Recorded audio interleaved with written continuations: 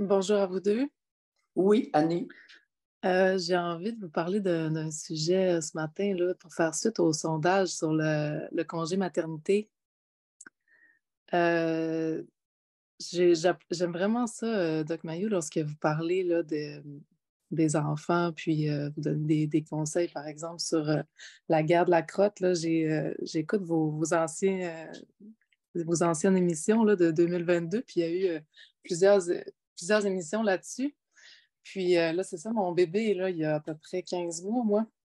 Puis je suis vraiment contente d'avoir eu connaissance de ça avant d'être rendue à l'âge de le mettre propre, entre guillemets, là, ou à l'âge qu'il soit prêt. Parce que, à mon avis, j'aurais été du genre à demander à mon chum à quelques reprises d'aller le changer. Puis, tu sais, là, de savoir à quel point c'est important d'avoir la personne, d'avoir seulement une personne qui soit douce avec l'enfant, puis qui ne le brusque pas, puis respecter son rythme et tout ça. Je vais garder ça vraiment en tête. Là. J'en ai parlé à mon conjoint, puis il y a beaucoup, beaucoup de respect pour vous aussi. Puis que... Donc, on est deux, on fait la même, on est dans la même équipe là-dessus. Donc, on a déjà décidé que je m'en chargeais quand allait venir le moment de s'occuper de ça. Puis, c'est ça, moi, j'ai quelques questions parce que euh, moi, j'ai décidé, en fait, de ne pas envoyer mon enfant à la garderie. Puis, ça a été très instinctif, là. J'en parlais plus, disons, de façon théorique ou je l'intellectualisais plus avant d'avoir un enfant. Maintenant que je l'ai, c'est très, très instinctif aussi, tu sais.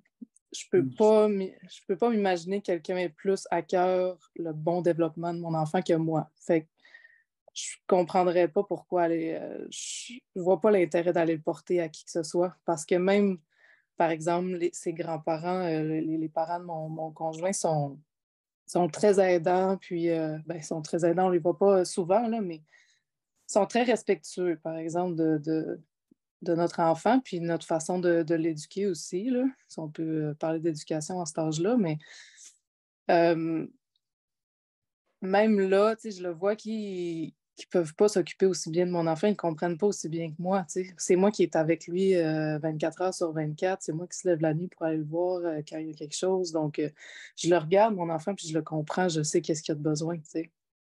Je sais où ce qui est rendu, je suis son développement. Donc, honnêtement, je vois pas l'intérêt d'aller le porter à la garderie. Puis, on a tout organisé notre vie pour que ça fonctionne, là. Des fois, c'est sûr que c'est plus demandant, là. Je me lève à 5 heures du matin, puis je travaille pendant 2 heures avant que mon bébé se réveille pour pouvoir avancer dans ce que j'ai à faire, là. On est deux travailleurs autonomes, là. Mon conjoint et moi, on a une entreprise ensemble. Puis le fait qu'on soit sur la même longueur d'onde là-dessus, je trouve ça merveilleux parce que dans le fond, lui, mon conjoint, il est prêt à travailler, à mettre les bouchées d'eau pour que moi, je puisse passer le plus de temps possible avec mon bébé, tu sais. Euh, mais c'est ça, lorsque on a parlé de congé, lorsque vous avez parlé du sondage sur le congé maternité, il est arrivé un moment où vous avez dit qu'à partir de 2 ans et demi, la garderie pouvait devenir importante. Puis je me demandais pour quelle raison vous avez mentionné ça. Excellente question. Alors, autant que les garderies d'État peuvent être presque infernales pour beaucoup de bébés de 2 ans et moins, autant les garderies ou les centres de la petite enfance deviennent essentiels à partir de 2 ans et demi, particulièrement pour les enfants uniques. OK. Socialisation. OK. Tranquillement. Titrer tranquillement à partir de 2 ans et demi, 3 ans, jouer avec d'autres enfants. Ouais. C'est le début du processus de socialisation. Fait que pas avant ça, c'est pas nécessaire, là. Pas tout. OK. Zéro peu de mort. Mais j'avais remarqué en fait que mon garçon, lui, là, il a aucun intérêt pour les bébés de son âge, mais zéro, zéro. Lui, Voyons, c'est bien normal. OK. Voyons si un bébé a de l'intérêt pour les autres bébés. Tout ce qu'il cherche à faire, c'est lui enlever ce qu'il a, puis C'est lui ça. maudire un coup de marteau de caoutchouc sur la tête. C'est ça. Voyons, on l'a assez vu. Mais par exemple, lorsqu'il est autour d'enfants un petit peu plus vieux, là, disons 2, 3 ans, 4 ans même, là, il est fasciné, il court partout, il suit partout, puis il adore ça. Donc, Bon, tu ben sais, je le vois, voilà. j'essaie de l'envoyer dans des environnements, ben, tu sais, quand je peux avoir d'autres enfants proches, ben, on va au parc, par exemple, puis il joue avec des enfants beaucoup plus vieux que lui, et il Bon, suit partout, tu sais. voilà. Tranquillement, pour l'apprivoiser à Ouais, l'existence d'enfants de son âge, pas nécessairement des plus vieux, de son âge. C'est facile, c'est pas nécessairement de la socialisation avec des enfants plus vieux. Ça peut être du maternage déguisé. Il y a des petites plus vieilles à 6, 7 ans qui aiment ouais. bien materner les petits bébés, les gros bébés. Y a-tu un problème avec ça ou ben? Non, mais ce n'est pas dans l'intérêt du bébé Non, de se OK. faire materner par une jeune de 5, 6, 7 Non. qui est en manque d'affection elle-même. Non, non, Ah, ce n'est pas dans l'intérêt, là. OK. Mais il n'y a pas, Alors, y a pas de... ensemble, Ouais. découvrir les interactions, à quoi ça OK. sert, jusqu'où on peut aller. Qu'est-ce qui arrive si on y maudit un coup de marteau? Les marteaux pour enfoncer les patentes, là, en gros, Oui. ou un coup de petit bâton, un petit bat de baseball. Mais l'enfant, il ne voudra plus jouer avec nous autres. Alors, 3 ans, 3 ans et demi, oh, si je lui fais mal, il s'éloigne de moi. Comprenez-vous? Oui. Tranquillement, on n'explique pas ça à l'enfant. On lui permet de le vivre, de le découvrir. Parce qu'il va le comprendre en le vivant, parce que c'est ça, je me dis, il n'est Oui, pas à ben oui, l'âge que je peux y c'est pas expliquer quoi que ça. ce soit, là. C'est ça. Vous OK. n'avez pas besoin de dire, ben, si tu lui fais mal, il ne voudra plus jouer avec toi. Il va le voir. Attendez qu'il le réalise. OK. Puis, ça veut-tu dire que présentement, il n'est pas à l'âge de comprendre ce genre de choses-là ou il pourrait quand même Non, mais non, comprendre? mais non. 15 mois, là. 15 mois, ça ne comprend pas grand-chose. OK. C'est bon. Mon OK. enfant, j'entends ça. J'ai tellement entendu ça, Mme Annie, dans mon bureau.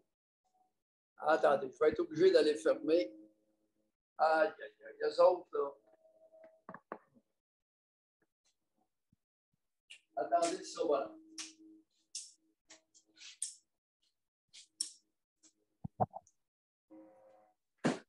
Ah.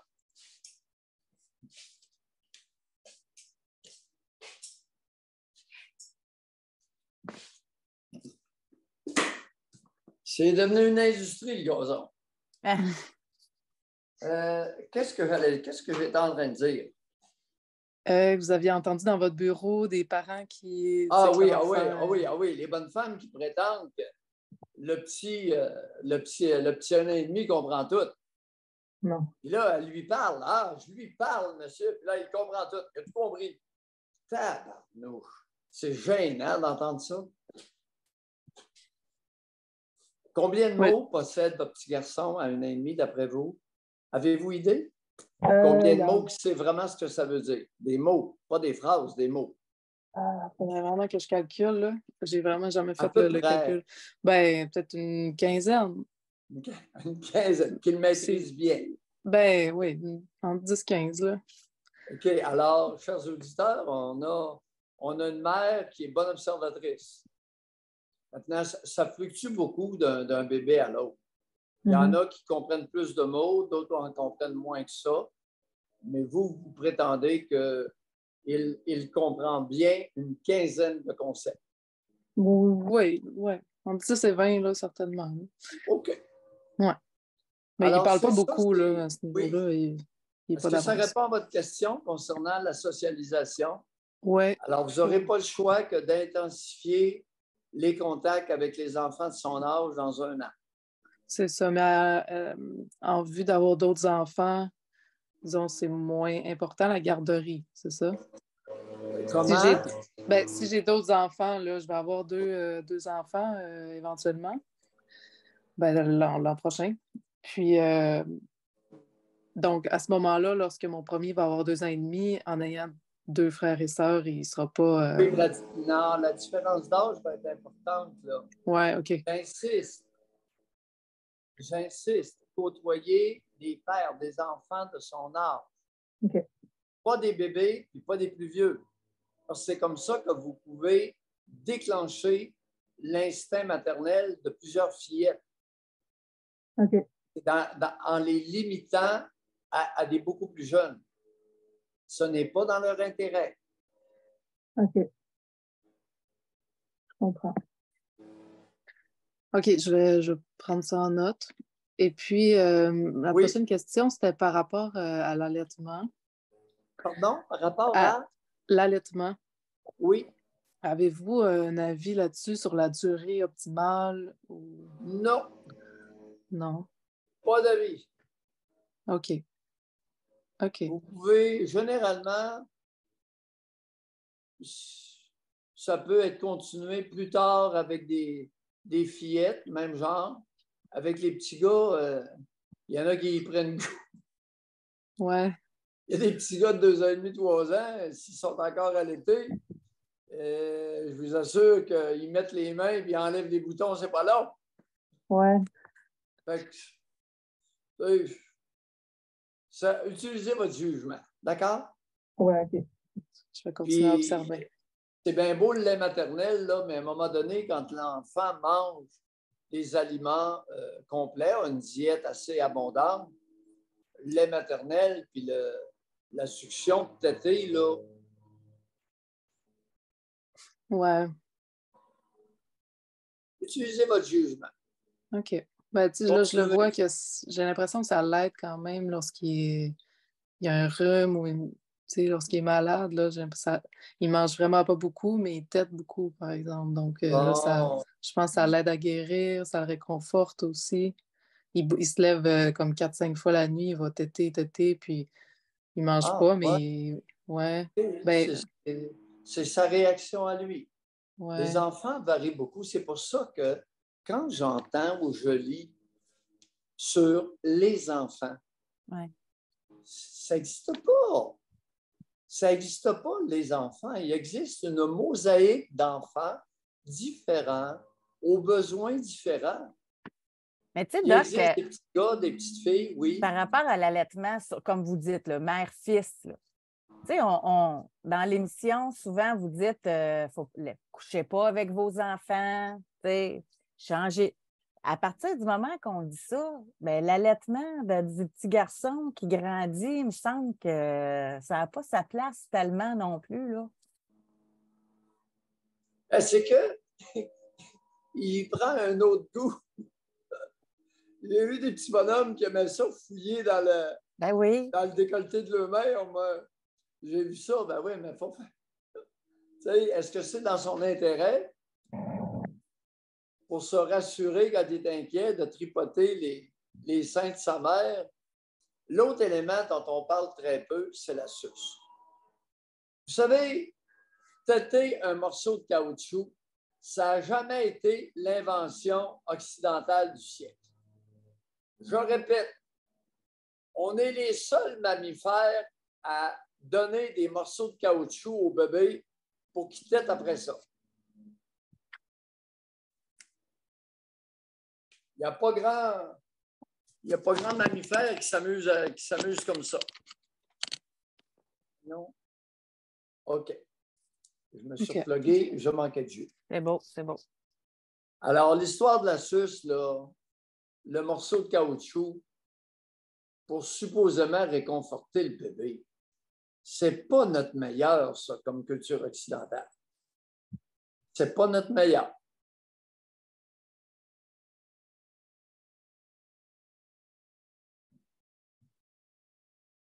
Ouais, je suis quand même embêtée sur la suce. Là. Moi, j'ai décidé de la donner à mon bébé après être allée voir l'ostéopathe lorsqu'il avait 2 mois.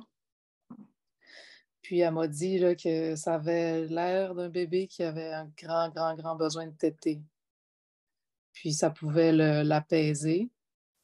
Puis à ce moment-là... Est-ce qu'elle parlait de votre bébé ou elle parlait d'elle? Non, elle parlait du bébé. Non. Ouais. Non, elle parlait d'elle. Son incapacité à réconforter sa progéniture. Voulez-vous gager 25 cents? Ouais, je ne sais pas. Je ne sais pas. J'ai l'impression que ça l'a quand même aidé. Là. Puis moi, à ce moment-là, je pense que Ah, je devais sauver c'est ma peau. incroyable. Moi, quand je vois un bébé qui tète un morceau de caoutchouc, là, Ouais. c'est incroyable l'aide que ça lui amène. Il va se développer là-dessus, là. Vous n'avez même pas idée. Quand il est rendu à 4 ans, là, la guerre, après la guerre de la crotte, c'est la guerre de la suce. Mm. Hey, puis ensuite, la guerre de la doudou. Il y en a plusieurs guerres, là. Ouais, OK. Je comprends. Bon, maintenant, qu'est-ce que j'ai observé chez les veaux? Les veaux qui ne têtent pas leur mère, qui têtent après une chaudière ou qui, pire encore, qui boivent le lait direct dans une chaudière, boivent très vite. Qu'est-ce que vous pensez qu'ils font après? Ils s'installent sur un autre veau, ils têtent le nombril, ils têtent la poche ou têtent une oreille. Mm. Oui, ça existe le besoin de têter, particulièrement chez les bovins. OK. C'est évident, tous les éleveurs de bovins savent ça. Par contre, ceux qui ont des animaux de boucherie et que le veau tète la mère s'aperçoivent qu'après avoir bu, il est comme ivre. Mhm. Il se mord la langue, là. Il est comme ivre, il a les yeux dans la graisse de bine. Il se mord la langue, il a la langue sortie. Là. Il semble être dans une ivresse mentale. Donc, plutôt que de donner une suce, il faudrait toujours donner le sein. Ben, c'est mieux. C'est mieux. Votre bout de caoutchouc, vous pouvez vous le fourrer où je pense. Jamais vous améliorerez un enfant, réconforterez un enfant avec un bout de caoutchouc dans la bouche. Voyons! C'est disgracieux, ça, comme comportement. Disgracieux. Et je dirais presque honteux pour une civilisation. Lorsque les femmes, les mères sont incapables de réconforter un bébé mieux qu'un bout de caoutchouc, j'ai un maudit problème. Un. Deuxièmement, écoute, c'est rendu, c'était tellement gros pour pas qu'ils l'avalent que ça les défigure. Troisièmement, ça les empêche de parler. Ça les empêche de marmonner. N'est-ce pas? Oui. Non, puis ça les empêche de broyer, puis ça les empêche de. Puis les parents, ils ont la paix pendant ce temps-là. On va se le dire, là. Il y en a beaucoup que c'est comme ça qu'ils l'utilisent. Alors, votre ostéopathe, vous lui direz ça de ma part. OK. Jette Mayou a soulevé l'hypothèse que tu m'as fait cette recommandation-là afin de justifier ton incapacité à être rassurante pour ta progéniture. Vous nous en donnerez des nouvelles. Après ça, vous nous rappelez. Est-ce que je peux poser une autre question? Laquelle? Allez-y. OK. C'est par rapport à l'école à la maison. Oui. Ben aussi, j'aimerais savoir votre avis là-dessus. Pourquoi vous pensez que je vais m'opposer? Devinez. Ben, là, si je fais un lien avec la garderie, ce serait pour la sociabilisation. Comment? La sociabilisation des enfants? Socialisation, oui. Pardon, socialisation. Oui, la socialisation. Ouais. Comment vous voulez que votre enfant apprenne à socialiser avec des enfants de son âge? Pas des plus jeunes, mais des plus vieux. Les enfants de son âge, s'ils ne vont pas à l'école. L'école à la maison, c'est exceptionnel pour des problématiques très sévères. Exemple, l'autisme, déficience intellectuelle, pas de service dans certaines régions. J'ai tout vu ça. Un cas d'oncoprésie, par exemple, un petit garçon qui était devenu à 7 ans incontinent de sel parce que son professeur de deuxième année l'avait empêché d'aller aux toilettes. Il a fait ses selles dans ses culottes. Les autres enfants s'en sont aperçus, évidemment, ça pue le diable.